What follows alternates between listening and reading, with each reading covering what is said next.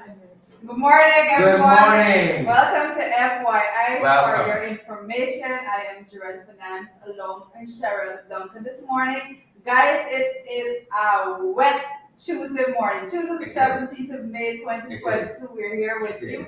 And we have a special guest in the studio with us this morning. You know, believe it or not. And as you're seeing in the center, we have Natasha St. Louis. I have to take off. All quiet, like a lamp in the slot. I have to take off my notification sound off my phone. Mm-hmm.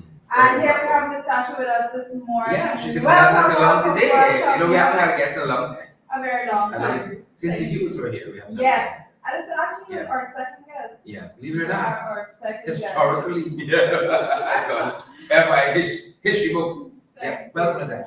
Warren says the black screen.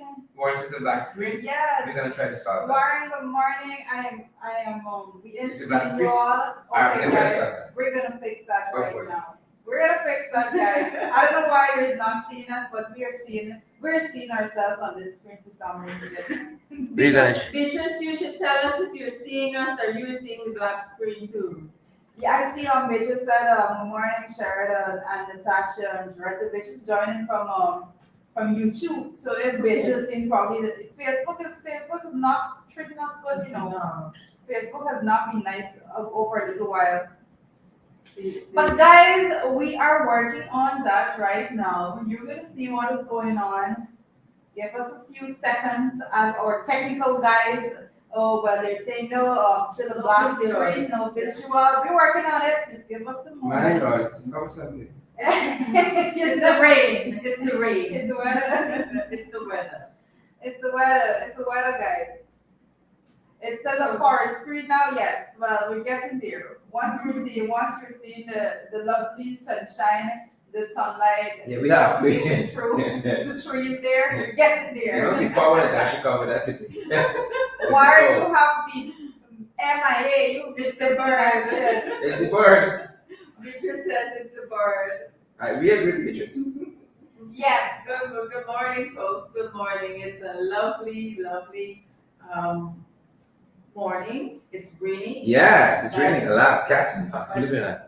But it's good. It's good. The rain is good, you know. And I always have to share my teachings. And so Jordan and Sherrod will learn that in Islam, when it rains, it is a good time to pray. It is a good time to make supplication to God Almighty. It's one of the times when it's sacred and you almost, for me, get through, you know, when you're in trouble and you want to ask you guys if they can see us now because I don't know what else we can do. Yes, so guys, I don't know, but can you see us now? Are you seeing us now, or is it still a black screen? I don't think they're seeing us. Hold on. Let's see. I don't know. Guys, are you seeing us now? No, well, they're saying no, they're not. All right, we're gonna come back. I'm monitoring from another screen right now, and I'm not seeing that. So. Black screen again. You know, we may very well have to come off and come back on. All right, let's see.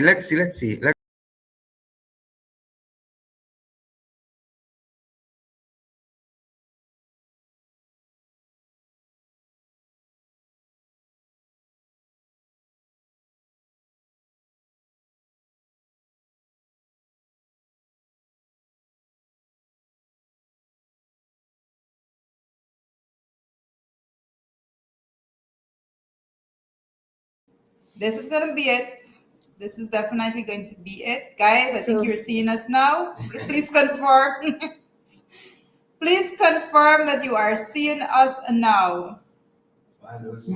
Assistant Burn says boom. See you now. Excellent. Yes. Good. Yes. Good. Thank you so much for Stay that. calm. Yes, we good now. Yes. Listen, for people to not know the amount of work actually goes into pushing out these programs, because you have to be a technician, you have to be the internet tech person, you have to be a lighting technician. You have, I need my comments. Mr. Duncan, Chair Duncan, I need my comments. You know, one thing we've learned is that every live stream is different. Everyone. Yes. Right? Everyone. Every time you come on, something else. There's no one you can set something and come back and it's gonna stay like that. Yes. So guys, let's take it from the top. Let's take it from the top.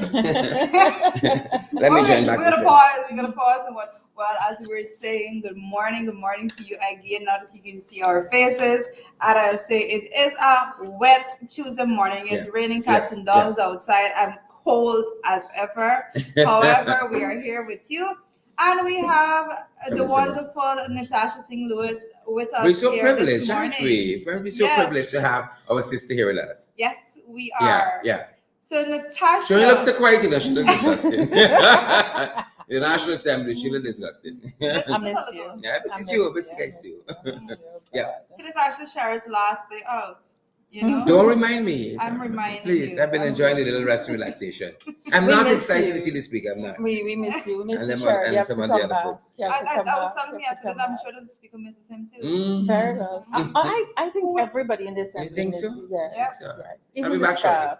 I'll be back shortly. Even the staff, they miss Be back you. shortly. Especially the staff, right? Yeah. Never a dull moment with Mrs. Duncan in the house. Mm. I see Karen Black. Hey, Karen. Yeah. Yeah, she's awesome. Marilyn King, welcome to FYI. Natasha, it's a blessing to have you here. Yes, Right? it is. So- It is. We love having Natasha. Love having Natasha. Hey, Arwin Don Cook, how are you this morning? I see Tamika Webster's here this morning. I see Tessa Isaac Brizandi says blessings from Orlando this morning. Yeah. And of course, we have our friend Edward Gonzalez. From the Bronx. From- Always from the comments Bronx. wanting Always. from the You know, Bronx. it's good just to prove to people we don't have a green screen. Because if we did, a half of Natasha might have been missing this morning. You just be seeing her face. You want what kind of story is this though? This is the end. So it's proof we don't have a green screen at the back. It's a functional set. We're so happy to have our sister here. I wasn't even thinking about that. Yeah, I just Share noticed things the about beautiful the- green. I just saw the beautiful green. That's why I said. Share things I love about the weirdest things. What is it? Is it Gigi? Gigi. Oh my Yeah, goodness. your person gave you a simple name. Candace in Ryan says it's a wet Tuesday. It is. It Yes. is. And we owe you all like 24 minutes, 20 minutes. Yes. A black We'll screen. make up. We'll Yeah, make up for that. definitely. It's- Natasha said it best. It's the rain. It's the It's bird. the bird. It's, you know, so many that things. bird, But folks, that but bird. we're here. Warren Yeah. rubbing it in our faces. Warren says beautiful bright sunshine in Long Island and a warm day ahead. No, but in the forecast locally, they say it's going to be cloudy through the morning, then thunderstorms right into the afternoon. Oh, I Thunderstorms, so it doesn't get better. I think the thunderstorm has started Mhm. because from 7 this morning it was heavy pouring Mhm. rain. I don't Mhm. like thunderstorm, especially in Georgetown. Yeah. I hope lightning strike the bird. I Father, just, help me. I just actually passed the bird. That thing, the creature. You know, Well, just I see flying away. Vanessa is saying it's the water snakes. Like I don't know. I don't Is know it what? Oh, you sign? Give me ideas now. What is this? We don't need that. We don't need to know what this is. It's nice warm weather in Queens, New York, and I see is it Millicent Rose Mhm. says good Ross, morning is it everyone. Ross. Ross, sorry, yes. The whole eyes pure. She want good eyes, like she pumpkin. What's his use for eyes? What's I think like something. I don't know. Ginkgo for eyes. Whoever's the equivalent. Pumpkin makes your I think I Pumpkin. said Callaloo make your Pumpkin. skin right. Yeah. No, Pumpkin used she's to give me lots cool. of love. Listen, I had an episode with my daughter because we were doing the same thing and we were looking at the grow food, Yes. and it's grow and what? I can't remember the other one. I'm not too bright on this. But the weather is a little choppy outside, guys. So be careful. And you know, if you're driving, like Yes. Natasha is, you gotta watch braking distance Yeah. and all that. We saw white loads this morning. Yes. Big vehicle. If you see speed, like where this guy going, and with traffic, Yeah. you know, you got. I was thinking back to my theory. You know, braking distance on wet roads and all that. You gotta calculate that to make sure. 20 you know, feet. He 20 feet. seems like Yeah. he was looking to kill somebody. If I you don't see know. No, speed. but Sharda, I want to say, on my way to studio, I saw the policemen in the pouring rain, Mhm. directing traffic and making it a bit easier because But of kudos to them. crazy people, Mhm. like you've Mhm. mentioned, and they really go out of their way. Mhm. I mean, I saw the statistics on the reports against police, it has actually increased 100% this year. But when they do things and they go the extra mile, I think credit is due. We should give it to them. Yeah. Like this Agreed. morning, I saw the Agreed. police. Agreed. They're really out helping us to get Yeah. where we're going Yeah. safely, Yeah. even in the pouring rain. And I say thank you for that to our police folks out in the rain. And you know, in that police force, in the Ghana police force, we got some decent folks. We got Yes. one and two I decent folks. It's everybody. I spoke Right, but we about got some of some, those you know, before. we got some decent folks. And, you know, kudos in times like these, in weathers like these, you need good traffic management. Yeah. And guys are out there in the rain, we say kudos. You know, Yeah. So kudos to our papers lady too. She always out there in the rain, you know. Yeah. Always. Ensuring Rain that for we get your shine. newspaper on time. Like the kind of Yes. efficiency, you know. Uh-huh. Yeah. Where are we? Guys, so we know we're a little bit late, so I'm going to just rush over from the comment section. I'll be back with you a little bit later, but let's go straight into the morning Yes, papers. what's happening as there? we have as a What's body happening? of Follis We got plenty man papers here. What do we say? who murdered wife found.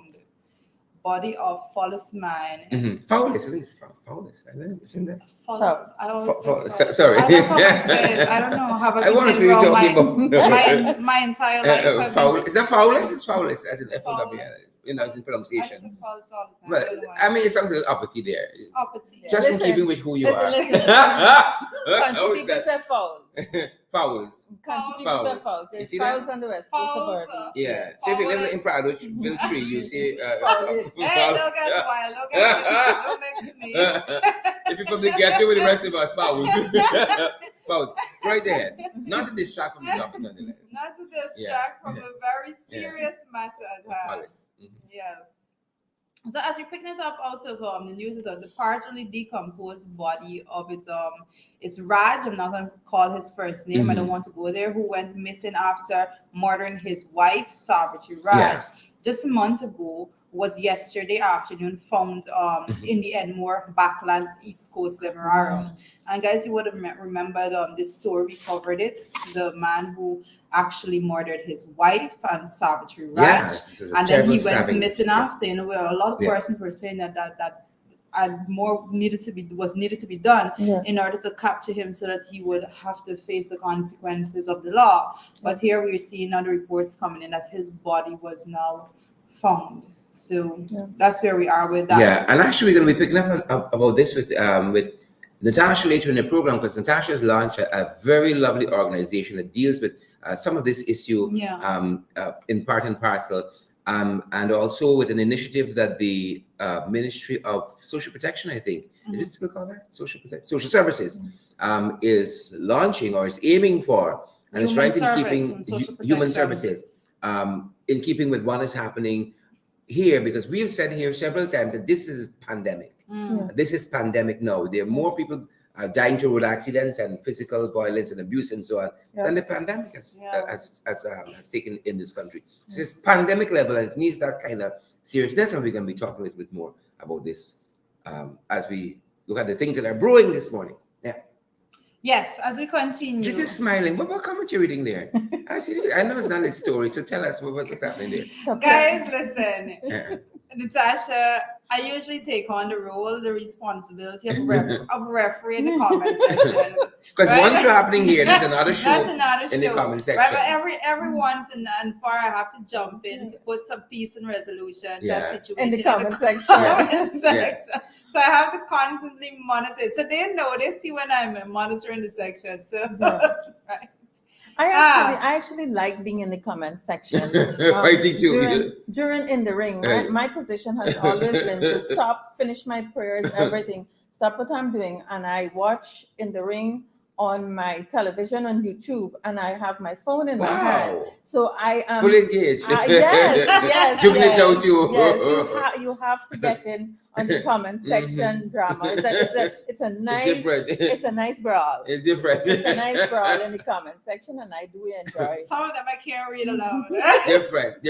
Ring, you know, I have to point this out. You know, that we would have some viewers would come on this live in the morning and are so nice, so nice, decent in the comment section, all of these folks. And then these very same people go in the ring at 8 o'clock and get come bad. Misbehave. We know y'all. And I would see the word. Teresa Boyti Anderson. You know yourself. Joy De Freitas, Sabbath Rizal. Fitzherbert Jarrett. Fitzherbert, how are you doing? And how is Connecticut today? What's the weather like in Connecticut? Let us know. I would love to hear Judith's pronunciation of Connecticut. Her uppity pronunciation. Connecticut. Yeah. What is happening in the morning papers? Well, as we go on, another situation of a body of missing man found in Kanji Creek. And this is individual Kevin France, body of Kevin, the quarantine man who went missing after the boat he was in capsized on Sunday in the Kanji Creek was discovered yesterday. Again, this is another story that we're giving this update on that we covered. That is Kevin France, 30 of from quarantine. What is the name of He's the place? from Alveston. That is Natasha's place. Show her area. Alveston in Region 6. Wrap in there. But 30, Rita, 30. Yeah. This is we've been noting a lot of boating accidents, and I think that's something that we need to tap into. The person needs to be very careful when they're on the water. Where just don't take it casually. This is not the area we gotta focus on, Natasha, because we've been seeing a series of these boat mishaps. Like it's every week now. It is a boat capsizing, something fishermen missing and so on. This is an area that needs attention to. It's road accidents, boat accidents, and then you got the domestic violence, domestic abuse issue that are prevalent. We gotta watch out. Yeah, that is correct. But guys, as we're looking at that, one of the things I want to mention is I want to go into the morning brew. Can I go there? Go ahead. Once you satisfied with that with the papers, you flick it away. I just dash away the papers. So much going on in the papers. But let's go to the morning brew. But we have somewhat paused a bit on the reporting when it comes to the war in Ukraine. I think that I have an issue with the way in which globally there is this whole posture that this is just another thing. How many persons when we realize that how persons the lack of interest of people just like this, right? You focus on something for a little bit, and if you don't keep bringing and more news is just every single day something new is happening, and then certain things of serious magnitude just get pushed to the side. And the war of Ukraine, it's still there. It's still going on. The implications are still being felt throughout the world. And that's something that I want to talk about. And among those, one of the things we picked up out of BBC World this morning is the fact that global wheat prices has jumped after India export ban. Right? It says the benchmark wheat index rose as much as 5.9% in Chicago, the highest it's been in 2 months, right? The export ban comes after a heat wave hits India with crops, taking domestic prices to a record high. So when we see these things, again, we always say that our world is so integrated that these things alwaess have the ripple effect of affecting us throughout the globe. And once we see it, really true. And I can just add in at this point also, Sherrod, the fact that we have covered 2 mornings consecutively, the fact that with the formula that is in milk, the baby milk product, and the fact that there's a shortage, and then the US was seeking to buy up in bulk from the world market, that specific product. And then what does it say for countries like us and our access to those products altogether? But I'm saying I can't follow the US. If it cares about the citizens to this extent, what are we doing? But that's the important thing. Yes, well, when are we going to say, let's buy this, or are we going to wait until when we train out our money off the shelves? Are we going to be waiting on that? That's something that we import, right? Yeah. Drew and I were talking a couple of days ago when we were looking at this very issue. How important is it? Because what did we do before there was formula? We breastfed. I breastfed all of my children. What did we do? Prior to that, but we're so in touch with the new age. You buy formula. The substitute for breast milk and all of that. And I breastfed both my children. Because some of us want to maintain our bodies. Well, there's that too. There's no amount of whatever you could do to safeguard certain things. So, No, but Like I want no more. Like I feel like I want no more. when you breastfeed your baby, the mother and the child develop a A bond. bond. That's one of the benefits. And we've seen today how distant children, very early, they are distant away from their parents. They don't listen, they go away. We don't have that connection because we start to do the things from the time they're born. And So when you see some baby, you can say, you get breastfed. you can ask. You You can ask. Interesting. No, but it's an interesting thing that's happening globally. This shortage of shortage of the formula and so yeah, on. that's correct. And how do we go about it? US is going about it one way. Can't fault them. They're interested in how what happens there. What are we doing as a society to safeguard our mothers? And we're going to be following this to see how the prices go on the local shelves and what is the supply like locally, because that's one other thing now we're gonna add high prices to. A couple of days ago, we were concerned about rice being on the shelves in the supermarket. Sugar gone up. And like Gas. Bertie said, there is a rippling effect to that wheat ban. Yeah, we already saw it. There was there's a 15%, I believe, increase in the price of wheat right here. Yes. Only recently. So $14 added to gasoline. correct. Yeah. So I think it's $100% sugar gone up. I think it used to be from 70. 70 to 140. So And all of that. we buying sugar from where again? Buying from yourself. Yeah. Buying from yourself. Twice the price. How does that even make Twice the price. Yeah. I Does that thought, even make sense? Natasha, I thought you would make sugar great again. I mean, How does that even make I mean, sense? that was a song before 2020, and they stopped singing the song.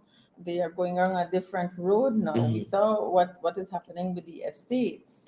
We saw what is happening with the CEO, collecting $1.2 million every month with a solid package after that, and sugar is going down. Yeah. And the persons who are employed in the estate are suffering tremendously. Yeah. Tremendously, and within their communities, apart from their employment at Gaisuku.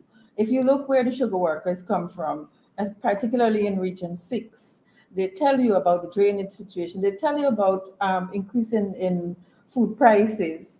And every time they make a big fuss, there's a big hullabaloo. The Minister of Agriculture, the Vice President goes down to Region 6 and say, take a handout, take some hampers, take an increase. And then they come to the National Assembly with a supplementary for money and they give them, in bulk. But that is not going to solve the problem for sugar. How long are we going to, the oil money will finish, Yeah. The oil money will finish, Yeah. and we're not doing things structurally. We're not learning from Trinidad. We're not learning from Venezuela. And so you have to ask yourself, even at this point in 2022, where are we going? What's going to happen to us? What's going to happen to my children in 10, 15 years from now? 10, 15 years, both of them would be at university. Would we see a better quality of education at the University of Ghana? Because in 2022, we would have made the investment in the university. We would have made the investment in the infrastructure to develop it. But instead, we're taking the money by bulk and we're buying, I noticed last evening, we're buying bulk fertilizers. $1 billion. How is that? But I just saw that differently. I don't know. An approach to develop our nation. How is that? When are we going to stop doing the handout thing? Yeah. You understand? As a matter of fact, one of the articles, guys, we put out on Incredible Sources or affiliate website talks about that. The fact that there has been no investment mandate in the NRF. Other countries have invested their monies and are reaping the benefit of that from global stock markets, global funds, and so on. We have not even. I don't even think the board that's been appointed has even met. And it's that board and the committees therefrom that are going to say what those monies are going to be invested in. And the longer we take to do that, that money is not bringing any returns for us. It's just sitting there. But I don't see. I think we need to go like in the nitty gritty of the act altogether to actually Yes. look at the power of the committee and board, because as far as it is, they have ripped out all of the real functionalities of those bodies, Mhm, and it is mhm. at a point now. So basically, that of a report receiver unit Yes. in some cases. So definitely, a lot more has to be said on that front. But what we can say is that when we're looking specifically at natural resources, the act as is right now, the only thing that they changed was the fact that they ripped out all the transparency and good governance out of it altogether, all the oversight and all of those things. But they retained a lot of it. But the only thing that they were not interested in is that we had good transparency and good oversight and stuff like that. So that's a whole discussion all by itself. But we have a lot that we need to talk about, especially when it comes to investment and the lack thereof, and no plan to go down in that road as it would seem. Yep. What's else? What else is brewing? Well, continuing in I found this interesting personally. On the international front, again, BBC World is reporting that an anti-abortion group targets women with misleading ads, and we have been, I read it and I wanted Natasha's views on this. Yes, right. But we've been reading a lot, especially when it comes to that leaked opinion piece that in the U.S. there at level of Supreme Court that we mentioned, when it comes to the overturning of that abortion law, that historical abortion law that Roe we v. Wade, also know keenly, the Roe versus Wade. However, now this woman was the stories about a woman basically that was pregnant, and she was looking online for an abortion clinic, and when she actually went to this clinic, she met a group which was anti-abortion. So they actually was then moving in the direction to convince her not to have the abortion, right? And so there are a lot of other groups out there like that one that is out there just parading themselves as abortion clinics and stuff like that. But when people go, they try to convince the women to go in the they're pro-life. Okay. Right? Interesting. Yes. I might join them.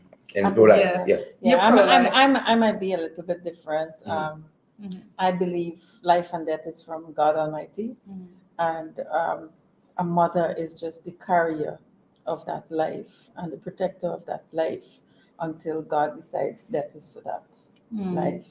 And so I don't encourage people to do abortion. I encourage people to be careful. And we can respect that. Yeah, we can respect that. But what I think also is that I think generally persons I think the state, the government has of a high role to play throughout the world. Governments have large roles to play in terms of pushing a pro-life agenda.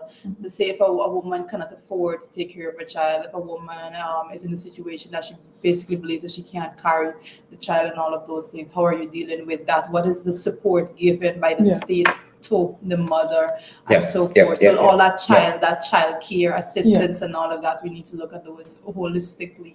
And so but I have a tendency to be pro-life myself, so more power to you. It's a difficult thing, to conceptualize. But I do know that there are some situations in which women have to, like some women are left with a lot of times the doctors actually are left with a choice whether or not to save the mother's life as against saving the baby's life and so forth. And the decision is always made to save the mother's life, because in many instances, the mother may have other children to take care of. And so there's a difficult battle altogether. I'm being insolvent this morning because Roe v. Wade was decided umpteen years ago. We're still fighting that battle.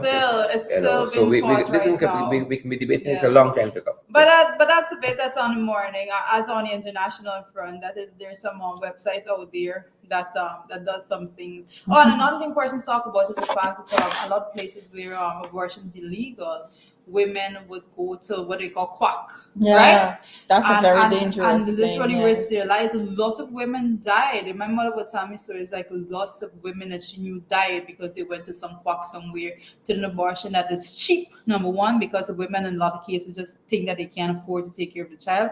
And when they do these quack abortions, persons don't have sterilized equipment or whatever they're using. Yeah. They're not even put on They an end up- anesthetic. And not even and too it's just, knowledgeable. Yeah. So instead of doctors, we got Yeah. quacktors. But coming close to home, in the region, we got some stuff happening in Trinidad. Which we think would be useful for discussion here, because the Trinidad seems to have a similar problem like us here, especially with the prisons. But the commissioner, they have a commissioner of prisons, Mr. Dio Prasad Ramachar. He's said to be cleaning up the prisons. He's working to weed out those bad officers. Umpteen times we see searches that carried out here, cell phone, every day. You clear out 60 cell phones, tomorrow they got another 60. Lighter, sponge, wire. Sure. These prisoners are very, very creative. The prisoners, nah? Right. They're creative. So, the attention is being placed on this new commissioner of prisons in Trinidad, Dio Prasad Ramachar, who is said to be cleaning up the prisons. He's been working with his officers, and he seems to be getting some results. We need that kind of thing here. We need that kind of leadership from the front. We talk a lot here, right? But then we go back tomorrow and see. We had some situation in which the leadership from the front didn't work when someone was trying to go into the prison. The reception there wasn't very good. Yes, right? We had a situation like that. No, but you see, it can be those right? one-offs, and those photo op moments. Yeah. When there's a riot, then we go and see what is the problem. Yeah. When the guys are rioting, or there's a protest or a hunger strike, or so, we will see what the problem is. As against constantly looking at the system, how can we tweak this? How can we modernize? How can we keep the public safe? How can we reform people? The point is, we dump people there, and we forget about the facility, we forget about the program and all of that, as against constantly upgrading the system. And this is what these guys are doing here. Somebody recently said that Trinidad falling apart. But when you look at Trinidad, you can see what they do with their money. Yeah. You understand? You can see what they do with their money. We talk about investing in education.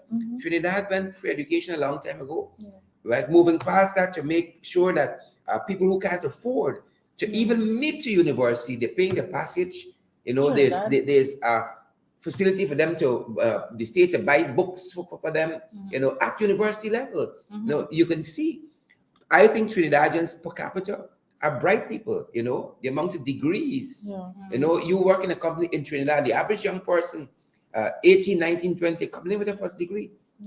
Right? They invested in that. They went after that. And they go after developed that. systems. They developed systems. That's the important thing. I can tell you in Trinidad, one of the things that they did, and this is before 2012, what they did was they had an influx of private institutions at the post-secondary and tertiary level in Trinidad. And I guess it's because of the oil and everything else.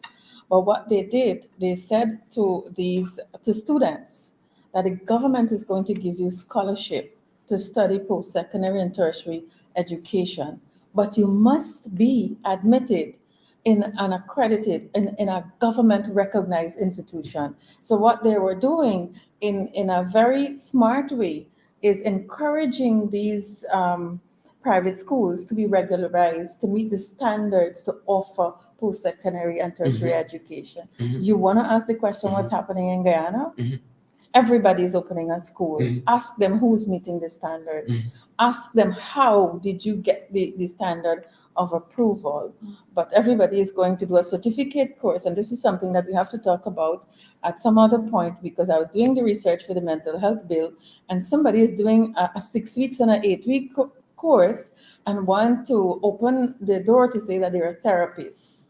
Because what is happening in our society today, we have a lot of mental health issues.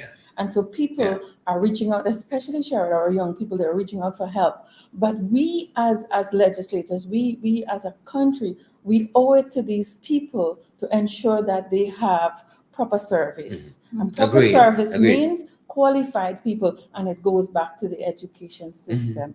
Qualified people. Nobody that does a 6 weeks program can evaluate you. your behavior, your mental state. They would never be licensed to do that in any other country. But I think that's the direction that we need to go in. I mean, actually having persons licensed. A lot of times persons go and they study and all those things, they come out and they believe that they're the expert in something.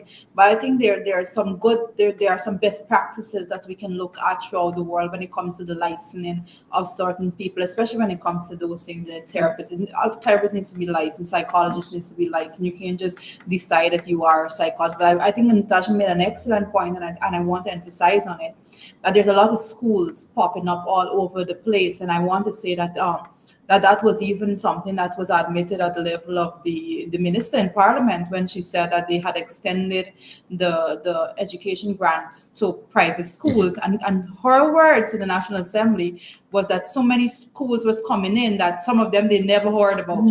Right? And I saw that as something very worrying, and I stated it several times, different programs, different forums, that is not something that we should just take lightly, that there are schools that are operating, that the ministry, that there is no system in place to actually monitor that what they are doing, what quality of education they're providing, when people are going and paying these people to teach their children.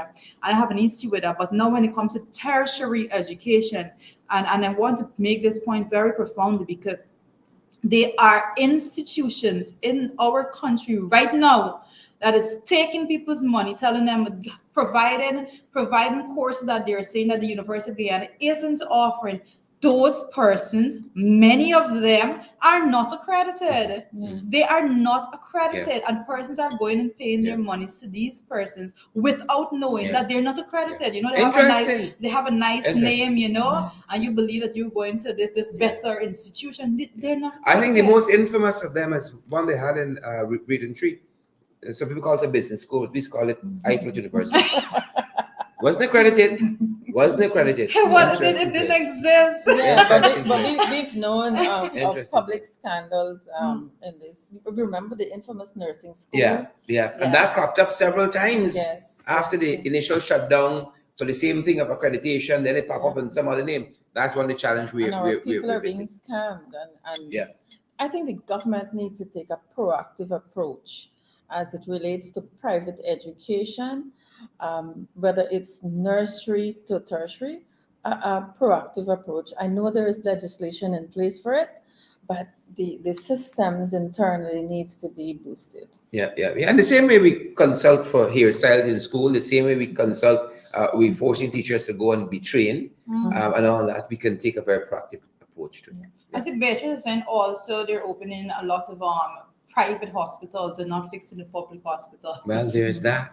Beatrice, you hit the nail on the head. Hit the nail on the head. But let's hit now with our regional issues and we come home. This is what we saw. This is our what they said segment. We talk about what he said, she said, they said. And this here is the Daily Express in Trinidad. And there was an interesting judgment that was recently handed down by the Privy Council. You all know the headquarters for the CCJs in Trinidad, but they don't subscribe to the CCJ. They subscribe to Privy Council. I wonder why. One wonders. But the Privy Council, that's interesting. The Privy Council has recently pronounced on the mandatory death sentence. You know, you can still give the death sentence, but because of all these international bodies, it's usually commuted to life, right? The Privy Council breaks a hold up. So the Privy Council recently, in a particular case, said coming out of the Daily Express in Trinidad, the Privy Council has ruled that the mandatory death sentence or sentence for death for murder in Trinidad and Tobago is constitutional. Correct. It's constitutional, and only Parliament can reform and update the laws. Basically, it's constitutional, so they can do what they have to do there. Right? Interesting, because what has been over time we've seen when somebody's given the death sentence, they say, you appeal to some international body, something, and then it's commuted to life because it's cruel and inhumane punishment. And the thought here is that even though it's cruel, Privy Council says it's lawful.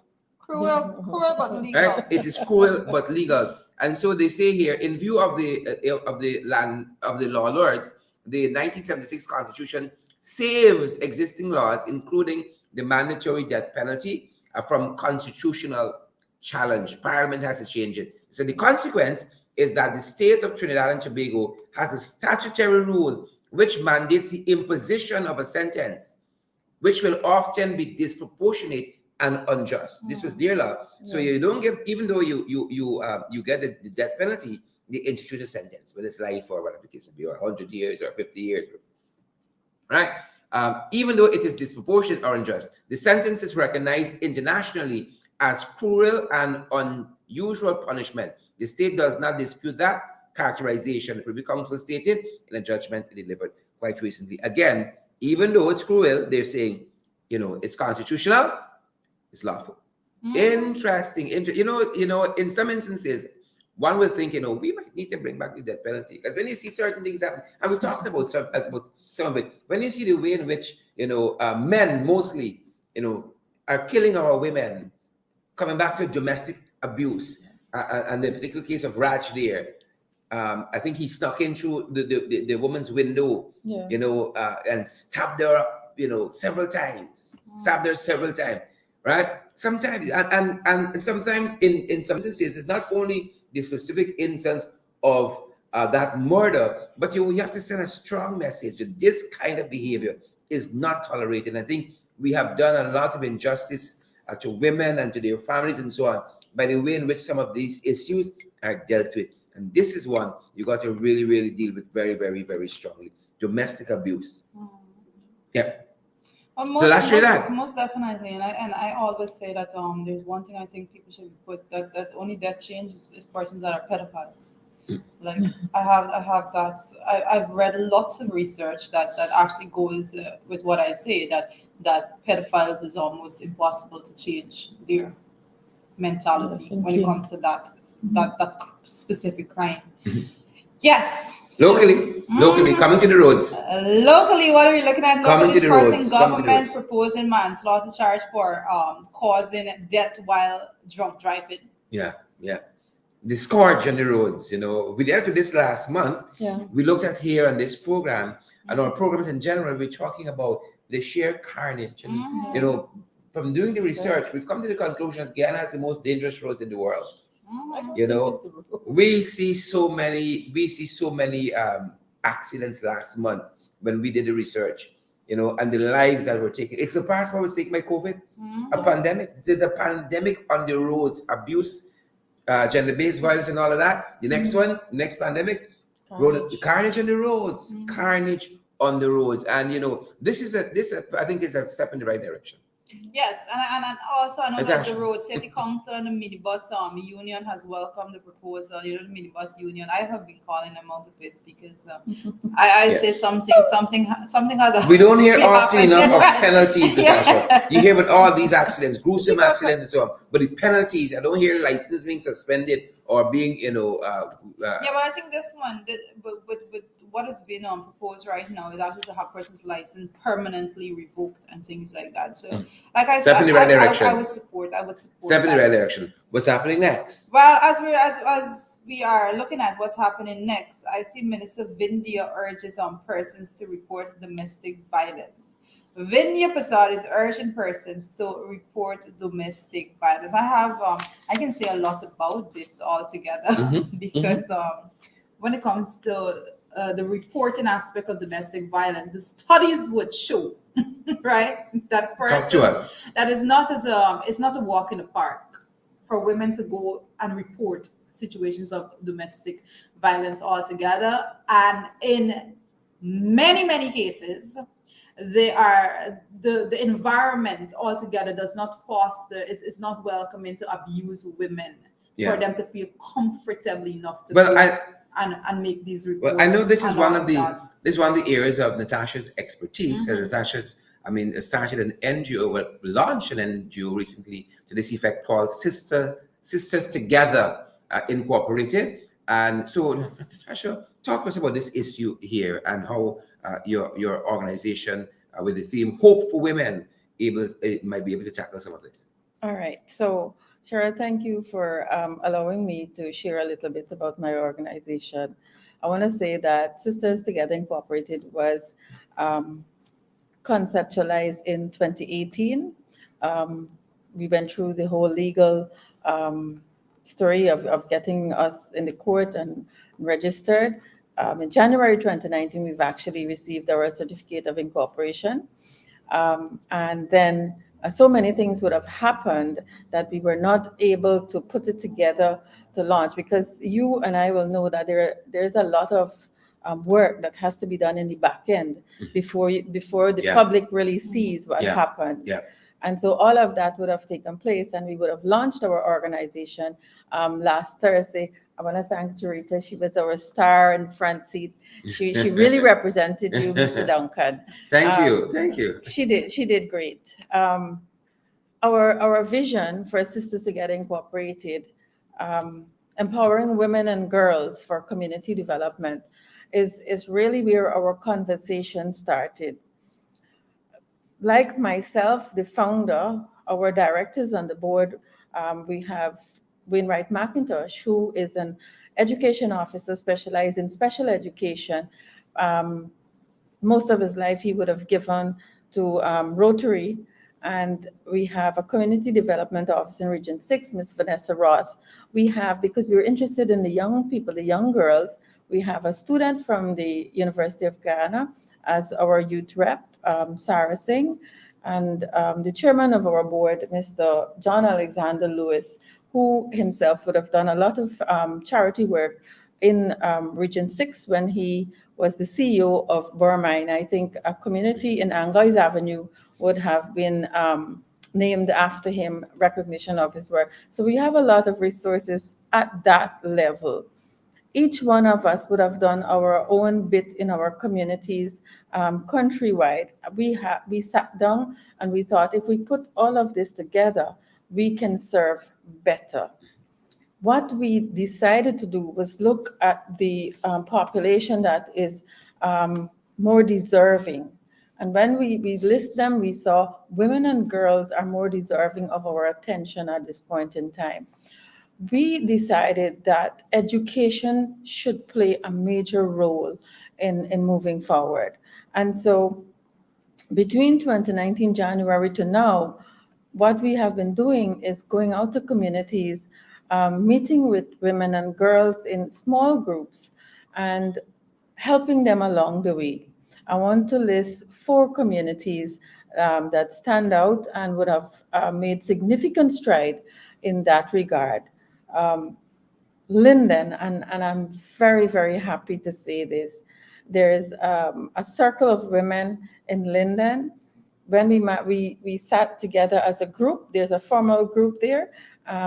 When we asked, well, we are going to give you support. We are not going to give anything else more than support, but the work has to come from you because we want you to develop your community. You know what Linden said to us? They're interested in 2 things at this point in time. Sisters Together Incorporated should help them to establish a mentorship program for young girls. Sisters Together Incorporated should help them to develop a safe space for domestic violence victims in their community. And I'm so happy that they would have been able to sit down.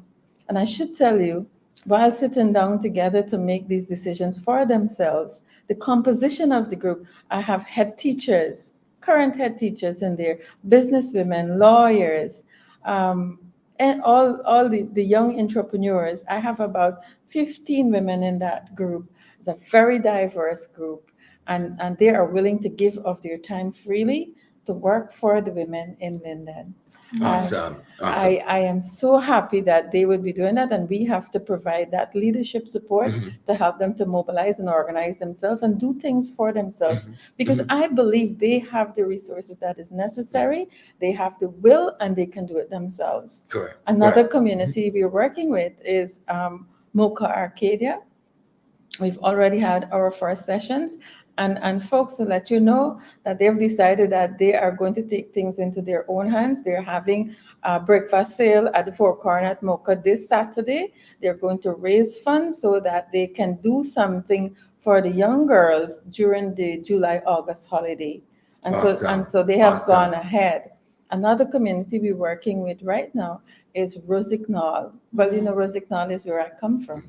And so I will give to the other 9 regions, but Region 5, my heart is there, and I will always go back to Rosignol. They are now in the process of putting themselves together as a formal group, and we will give them the leadership support, whatever they need to get themselves together.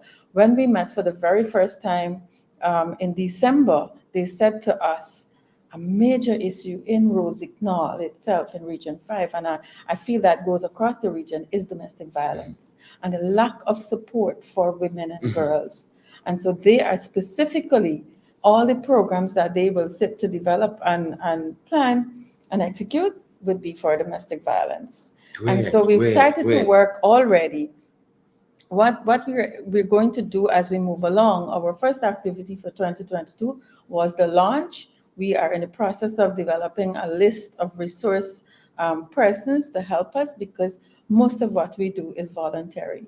Awesome. And I want to say at this point in time, we're going to continue to go out to organizations. We're going to consult with other NGOs, and we're going to fire on to do the work that we've set out to do. But we, of course, like everybody else, we need your support, financial and otherwise. Visit our Facebook page, Sisters Together Incorporated. Visit our Instagram, Sisters for Us, and visit our, what's the other one, Sharon? Website. No. Instagram, TikTok, LinkedIn. TikTok, Sisters Together, TikTok. And our number, Sharad, I think you should do that part. Right. Yeah. We got the number here is 625-7593. And Natasha, I really want to thank you for birthing and launching this fantastic organization. 665-7563. What did I say? 665-7593. 665-7593 is the name, is the number for the organization. Again, Sisters Together Inc.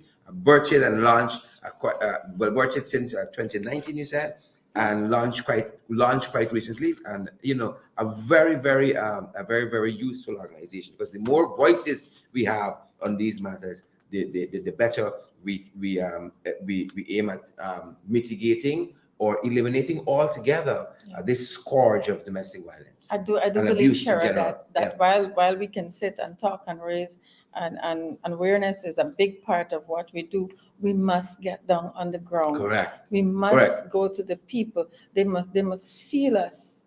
They must see us. When persons call the 914, I heard Dorita saying that the minister is asking people to report domestic violence. When you call the 914 and it doesn't work, I spoke about that on previous program too. It should be another step. When you go to the police and they don't take your report, or they embarrass you at the station, call us.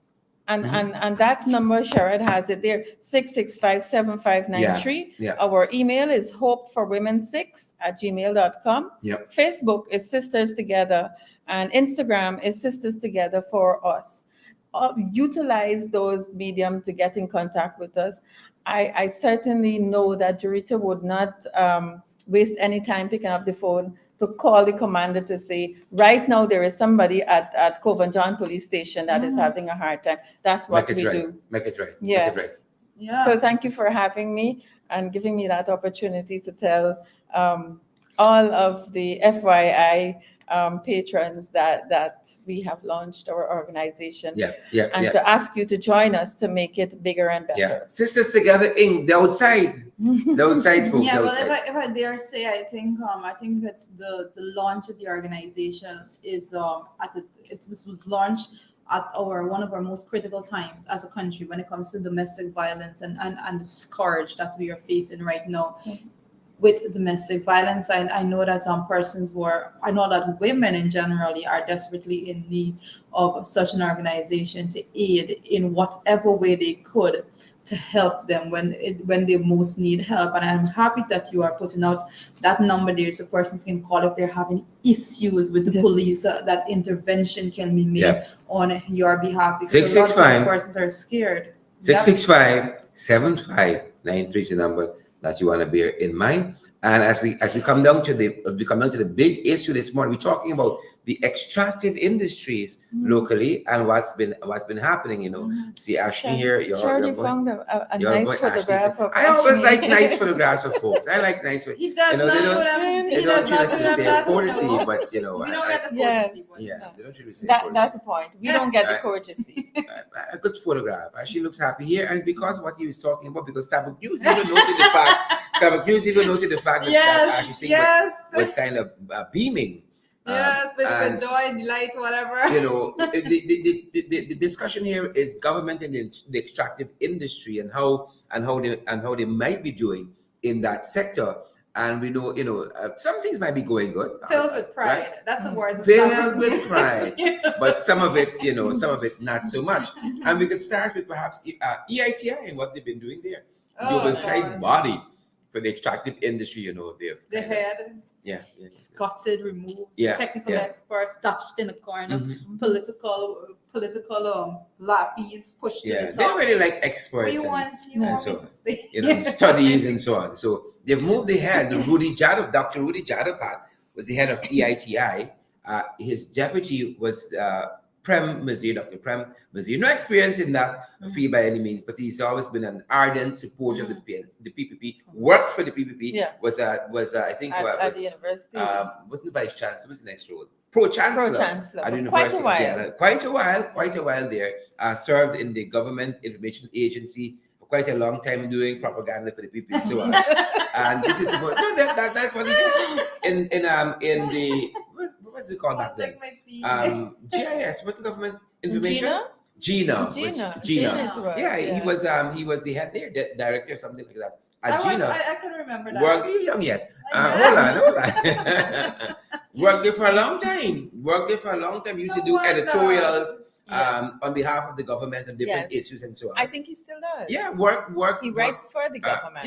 Right now. Mhm. And so he isn't independent, and the body is meant to be independent of political influence because you want that oversight function. Government can't watch because government. we want that. Right? Government can't watch They government. don't want that. That's And why so he's there. They moved Rudy Jadapat from the extractive industries as being the oversight head for that international organization, the local arm.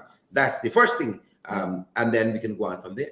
Yeah. But Shara, there's something across their government, they've taken off all of the senior qualified technical people, send them home. We say that they fired them because there's no other way to say that. They've fired senior technical people and they've replaced them with yes men.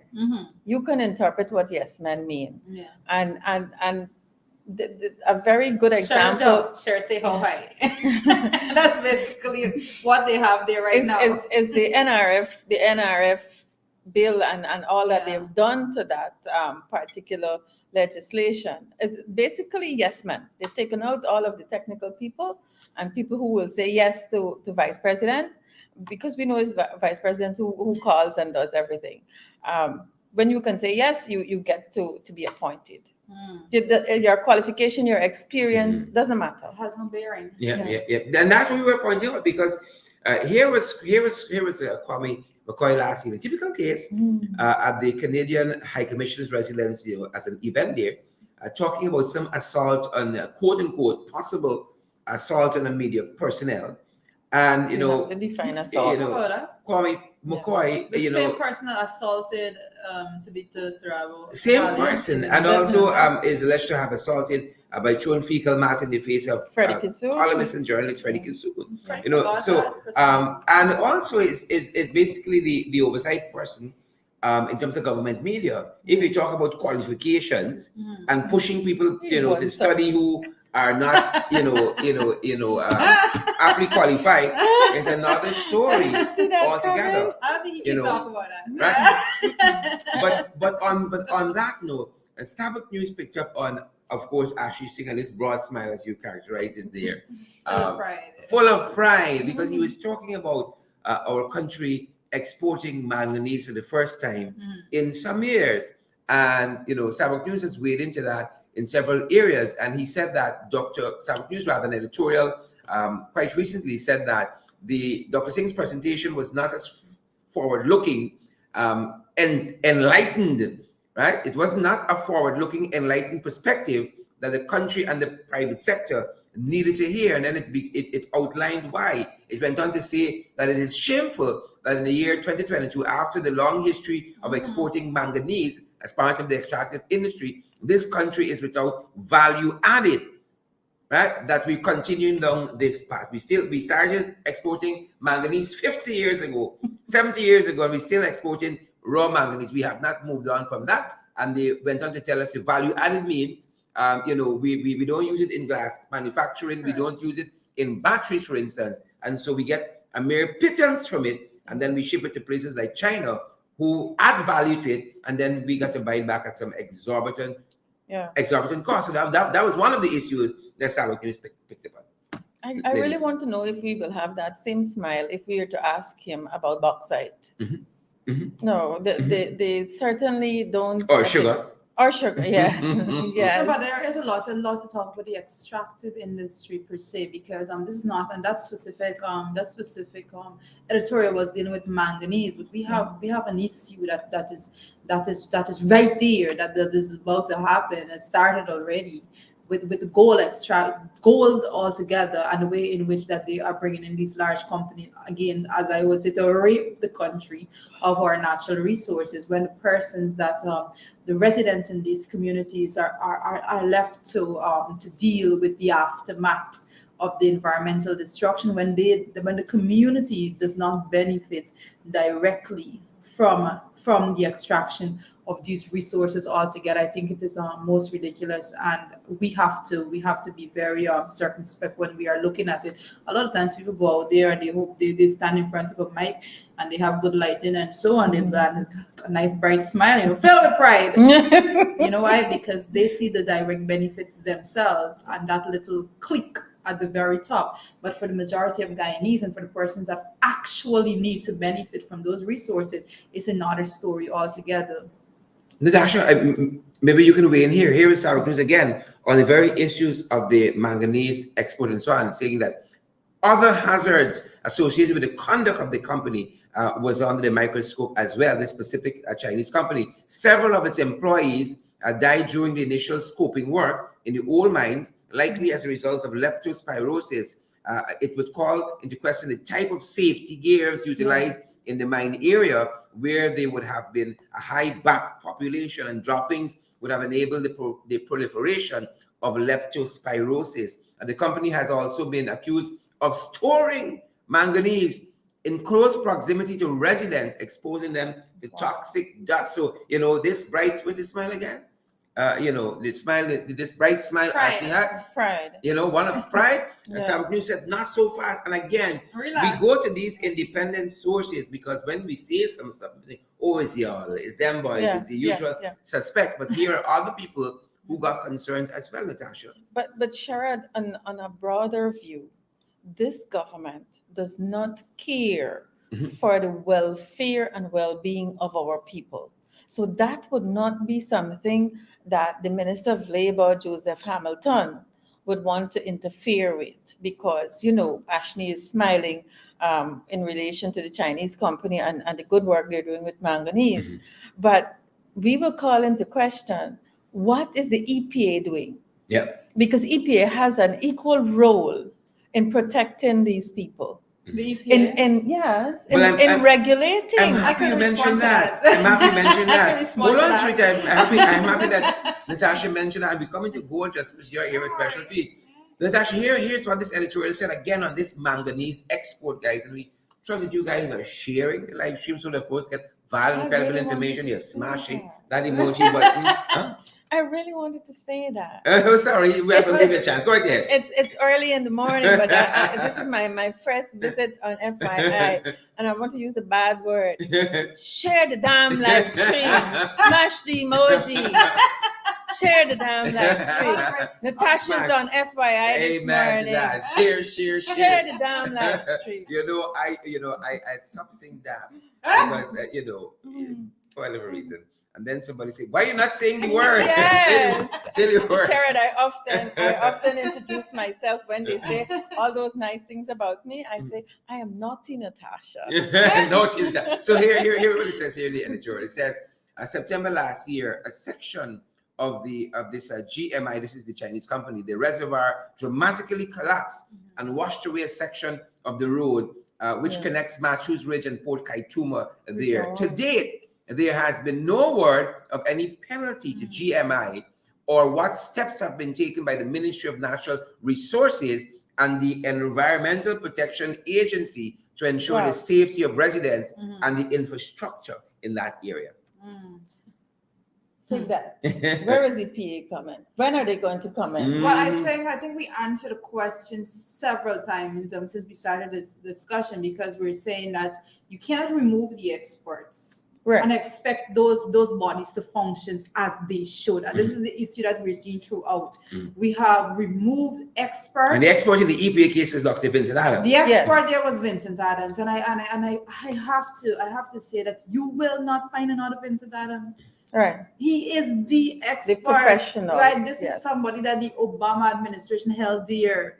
You understand? Because he knew what he was about. This is somebody that was so on top of his game that I don't think these companies, the larger companies, to put it over mildly, was actually fond of the work that he was doing, because he was holding them to account every aspect, making sure that they don't get away with anything. So now they remove the experts and these bodies are left to function without the technical expertise. And because of that, they're not able to do what they are required to do. And I think, and that was very, and those decisions were made because that is the way in which they wanted, the administration wanted like that. They want to have persons there that are not too au fait with how to deal with certain matters. So they got to pick up the phone and call them and say, oh, what should I do about this? How should I write this? You know, who do you think I should send? You think I should do a report on this? And that is what we're dealing with right now, because they have gutted the system of any bit of knowledge and expertise altogether. And that is where I stand with that. And ultimately, the people of Region 1, in this case of the manganese company, the people of Region 1, they are suffering right now. Correct. And in that photograph, we saw this beaming Ashley Singh. This was actually at the private sector commission, the AGM recently, and he was making these comments. He was standing in for Irfan, and he was making all of these comments. And one of the things he said is that we could have very shortly here 3 gold companies bigger than OMI. And Sabbath of course, picked up on this. Is now we say, so don't abuse us, you know. Sabbath you're going to abuse them out on the website. They say the operations of OMI Gold Mines Limited could hardly be held up as a progressive model for investment. Even in the 1990s, when the Hoyt administration was desperate to attract foreign investment. An adequate forensic examination has never been conducted of its operations here to determine exactly why corporation tax was never paid, even though hundreds of thousands of ounces of gold were extracted for measly royalty returns. We seem to always attract a measly royalty return. And the editorial goes on finally to say that OMI Gold Mines Limited, as pointed out by Starbuck News, also bequeathed to this country its worst ever environmental disaster, the collapse of the tailings dam, which sent cyanide-laced pollutants into the Omai Creek and then into the Essequibo River. And it says here, instead of immediately shutting down the operations and pursuing damages against it, the then PPC government kind of cozied up to Omai Gold Mines and allowed it to continue extraction with a mere slap on the wrist. And basically, as I'm saying here, don't get too excited, because these operations of this nature are always fraught with lots of potential hazards. But Sharad, that being said, that's how the PPP government operates. They take off the cream of what the country has to offer. They sell it to foreign investors. They get their drawbacks from the transactions, and very little returns to the communities for which they take away from. What would you say to the people of Region 1? I've noted a comment there that I want to respond to, but it's in relation to education, and it's coming from somebody in Region 1. What would you say to the people who are suffering in relation to their current situation with that manganese company. What can they do as people? Well, I think you have to hit it at the policy level, right? You have to hit it at the policy level, one, and then two, it seems to be going in the direction in the way that people from Isanaru went and Chinese landing. If you don't get redress here locally at the policy level, you go to an international agency, right? But again, you have to have that kind of stick-to-itiveness, because some of the results we're seeing coming out now of those two instances are instances that were 5 years ago, 2013, 2010. So you might not see the immediate benefit from it, but if you're not getting redress locally, then of course there are international bodies. Because we have to think in the future. We have to think about the future that we're leaving for our children and our grandchildren. Natasha, correct. While we might not be here and we see a lot of deaths by various means, we might not be here, but we have to think of our future that we will leave for our children and our grandchildren. And to the people of Region 1, if you organize yourself, you have MP Ronald Cox in Mabaruma. I think if you organize yourself together, you can take action to ensure that there's some sort of relief that comes your way, because those things are health threatening. Yeah, and when I said policy, Juicha, I also encapsulated into that government broadly, because if you have an administration that's not looking after your needs, then you've got to look at changing the administration. To look after your needs, because clearly in instance after instance, especially in those two instances, what's happening there at Isanaru, what's happening there at Chinese landing, it's not in the interest of the people, because lots of those people, if not all of them, who are mining in those areas, right? Those contentious land issues don't belong there. They go to mine there, mine on indigenous lands and so on. Again, looking at what the words here from Syracuse, measly royalty goes to these people, goes to the communities, and they gone with the hug of it. Which royalty goes to the community? Which royalty? Because if none goes there, if the people aren't empowered by what's happening on their own lands, then they got to look to those who can empower them.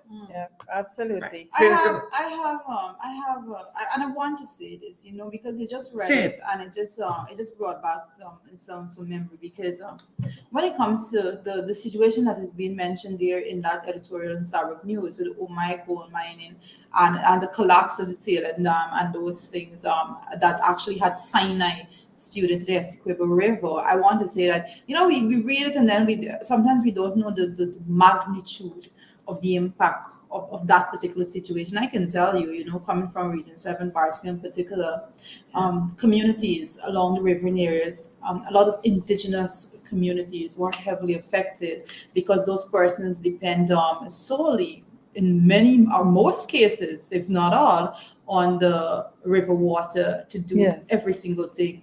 And when that happened, persons were left without water. I'm telling you, persons were left without water. I believe it was Judy David at the time, as a representative in the parliament, coming from Bartik, said she fought very hard to make sure that those communities, that they got black tanks to go in and give to the persons and all of those things, because at that point in time, when the PPP was in office, they did not do anything much for the people, and you had to literally fight them for them to actually care about the impact to these communities and all of that. Nothing has changed, and it's because there's something, as you said, there's something that has changed, because I want to say also that Omai operated before this information age. Let me just say that, right? Before, people out there cannot comprehend the amount of gold that was extracted by the company that left our shores. And whilst persons are in absolute poverty in our country, people can't comprehend the amount of gold. You can't imagine. Ashley Beaming and John Harassment SOPs. The monster trucks. I'm the kid you not. You can't imagine the monster trucks that actually use filled with gold that leaves those mines. You cannot comprehend the loss for our country. Whilst those resources are being shipped abroad, and whilst a few persons at the top is getting the nice kickbacks, and the people in the country are left to suffer. So I have major concerns when it comes to the manner in which we are going about. But I am going to say, like, this is an information age. It's different now. Yes. And I'm going to assure you that is not going to be the same like before, when persons come in like thieves in the night and actually going about business as however they so feel pleased, because our country is filled with resources and we cannot sit back for persons to just come and rape our countries of the resources. And I don't go against investments. The persons can't ever think about that. Don't ever put me that I support investment, but it must be structured in such a way that they are benefits, real core benefits that the people of this country actually will see. Elevation in their standard of living altogether. If you're not seeing that, then don't talk to me about any one of these investments. Hope you are hearing Rita. Don't talk to she. Right? Good. Don't talk to her. Sharon, I realize that we are winding down on program time. We are. I want to answer a question that was Go asked in the comment section. Oh, Natasha wanted to comment today too. Yes. Carl Miller is asking Jurita, maybe a little while ago when we were talking about higher education, he's asking for Jurita to list the institutions that are accredited. Carl, there are many, and Jurita, I want to answer for you, please. Okay. So that you don't have an assignment for Carl Miller. But let me just say this before Natasha answers. I believe Natasha have a master's in public administration. Public administration, but Yes. you have a lot of training when it comes to specifically in education. Yes. I got finished my master's. I feel left out. Right. So I started. I got finished. Listen, we can. Sometimes I want Two to against mention one these here. things, right? So we qualify. Yes. I don't think people know it is. But we must.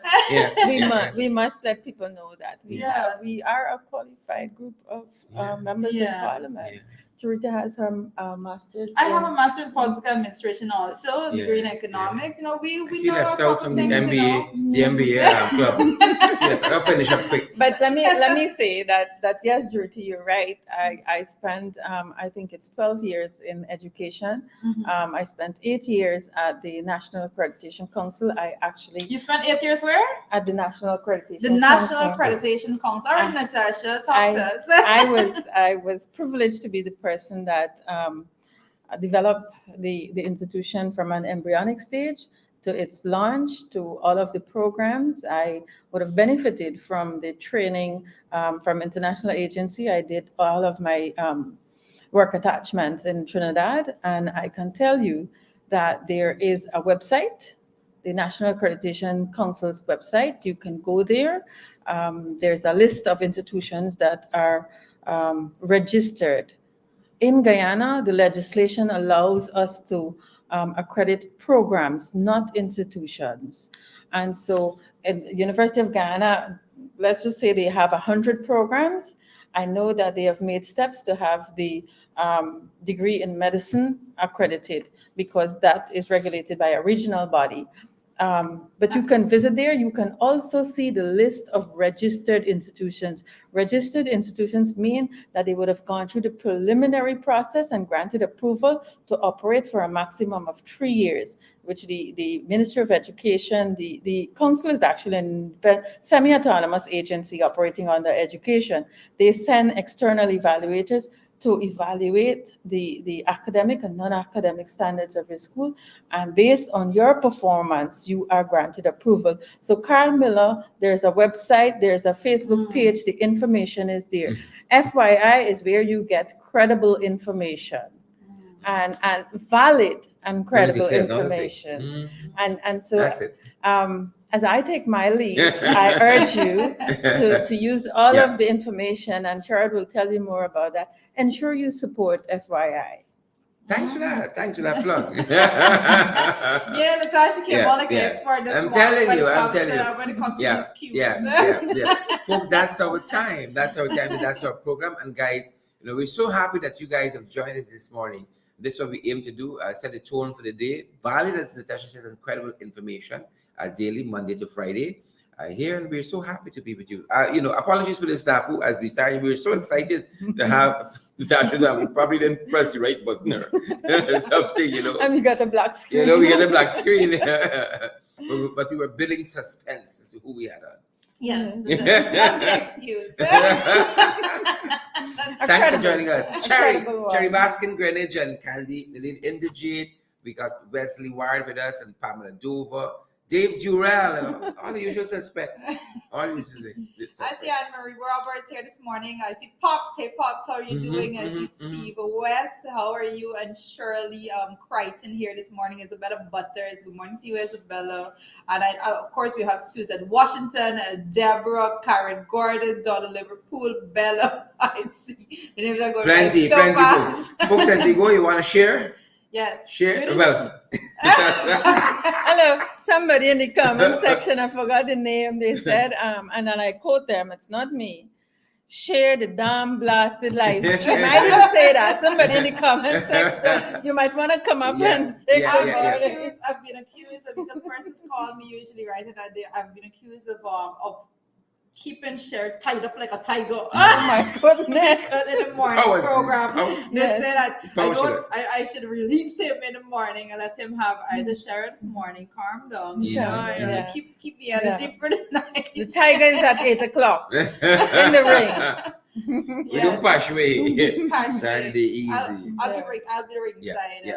That's my position. Yeah. Ringside in the Yeah. comment section, monitoring all you lovely, decent people how you behave in the night. That's our time, folks. Stay safe. Last word goes to Natasha. I should stay safe. Truth.